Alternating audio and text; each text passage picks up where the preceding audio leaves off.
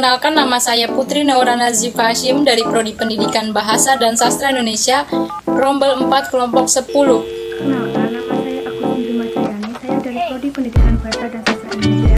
Saya dari kelas 4 dan saya dari kelompok 10. Perkenalkan, nama saya Intan Mianika Aprilia dari Prodi Pendidikan Bahasa dan Sastra Indonesia, Rombel 4 kelompok 10. Perkenalkan, nama saya Muhammad Soim dari Prodi Pendidikan Bahasa dan Sastra Indonesia, Rombel 4 dari kelompok 10. Bab 5. Vokal. Pengertian vokal. Vokal adalah bunyi bahasa yang dihasilkan dengan getaran pita suara tanpa menyempitan atau hambatan dalam saluran suara di atas glotis. Cara menggolongkan bunyi vokal. Pertama, menurut posisi lidah yang membentuk ruang resonansi. Kedua, menurut posisi tinggi rendahnya lidah. Ketiga, menurut peranan bibir dalam pengucapan vokal. Keempat, menurut lamanya posisi alat-alat bicara dipertahankan. Kelima, menurut peranan rongga hidung. Jenis-jenis vokal sesuai penggolongan.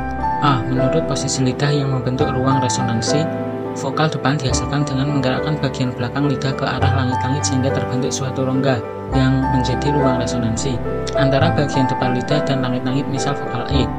Vokal tengah dihasilkan dengan menggerakkan bagian depan dan bagian belakang lidah ke arah langit-langit sehingga terbentuklah suatu rongga yang menjadi ruang resonansi di antara bagian tengah lidah dan langit-langit, misal vokal A. Vokal belakang dihasilkan dengan menggerakkan bagian depan lidah ke arah langit-langit sehingga terbentuklah suatu rongga sebagai resonansi bagian belakang lidah dan langit-langit, misal vokal O. B. Menurut posisi tinggi rendahnya lidah, vokal digolongkan atas vokal tinggi, high vowels, vokal madya, mid vowels, vokal rendah, low vowels. Tinggi rendahnya tergantung dari dekat jauhnya dari lidah terhadap langit-langit. Sebagai contoh, dari suatu vokal rendah A, vokal madya E, dan vokal tinggi I. C. Menurut peranan bibir dapat kita bedakan antara vokal bundar, rounded vowels, dan vokal tak bundar, unrounded vowels.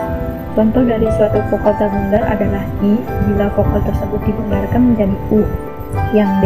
Menurut lamanya pengucapan vokal, dengan mempertahankan posisi alat-alat bicara yang sama, vokal dapat kita golongkan atas vokal panjang, long vowels, dan vokal pendek, short vowels.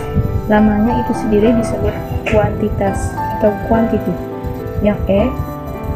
Menurut peranan rongga hidung, kita bedakan antara vokal sengau, nasal vowels, dan vokal mulut atau vokal oral vowels.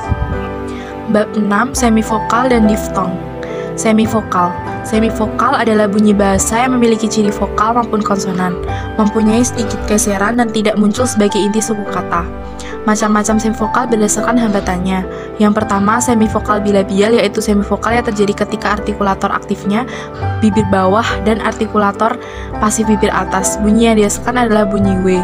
2. Semivokal medioparatal, yaitu semivokal yang terjadi ketika artikulator aktifnya tengah lidah dan artikulator pasifnya langit-langit keras. Diftong adalah dua vokal yang berurutan yang diucapkan dalam satu hembusan nafas atau denyutan nafas pada waktu pengucapannya ditandai oleh perubahan gerak lidah dan yang berfungsi sebagai inti suku kata.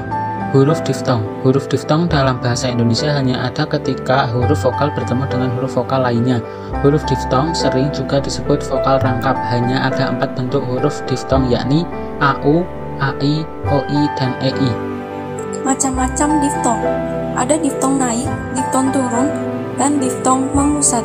Diftong naik terjadi jika vokal yang kedua diucapkan dengan posisi lidah menjadi lebih tinggi daripada yang pertama. Diftong turun terjadi karena bila vokal kedua diucapkan dengan posisi lidah lebih rendah daripada yang pertama. Diftong memusat terjadi jika vokal kedua diacu oleh sebuah lebih vokal yang lebih tinggi dan juga diacu oleh sebuah atau lebih vokal yang lebih rendah. Bab 7. Asimilasi fonetis. Pengertian dari asimilasi. Asimilasi merupakan proses perubahan bunyi yang menyebabkan mirip atau sama dengan bunyi lain yang ada di dekatnya. Pengertian dari asimilasi fonetis. Asimilasi fonetik yaitu penyesuaian bunyi dengan bunyi lain tetapi dengan mempertahankan fonem yang sama. Parera 1985-41. Berdasarkan pemaparan tersebut, dalam asimilasi fonetis tidak terjadi perubahan fonem, melainkan yang berubah ialah pengucapan tanpa mengubah identitas fonem. Contoh asimilasi fonetis. Contohnya itu kata Sabtu dalam bahasa Indonesia lazim diucapkan Sabtu dengan P.